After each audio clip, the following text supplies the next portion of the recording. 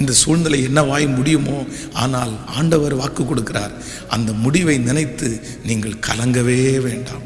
முடிவு இப்படித்தான் ஆகப் போகிறது, இப்படித்தான் ஆகும் என்று எத்தனை பேர் வேண்டும் என்றாலும் சொல்லலாம். ஆனால் ஆண்டவர் இன்று உங்களுக்கு வாக்கு கொடுக்கிறார்.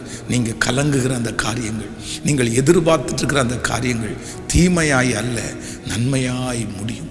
ஒருவேளை துவக்கத்தை பார்க்கிற நிறைய பேர் சலித்து போகிறது மாதிரி ஒருவேளை உங்களை பார்த்து சொல்லலாம். எப்பொழுதுமே கர்த்தர் ஆரம்பிக்கிற சில துவக்கங்கள் அற்பமாகத்தான் இருக்கும். தாவீது ஆற்றிலே போய் ஒரு கூழாங்கல்லை எடுத்துக்கொண்டு வரும்போது கோலியாத் அவனை பார்த்து நகைக்கிறான். நீ என்ன நினைத்து கொண்டிருக்கிறாய்? என்னை எடுத்துக்கொண்டு வருகிறாய்?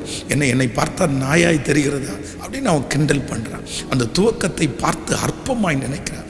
ஆனால் வேதம் சொல்லுகிறது, கொஞ்ச நேரத்திற்குள்ளாகவே தாவீதனுடைய கையிலே கோலியாத்தின் தலை இருக்கிறது. கர்த்தருடைய பிள்ளைகளே, துவக்கம் அற்பமாய் இருந்தாலும் முடிவு சம்பூரணமாய் இருக்கும். ஏதோ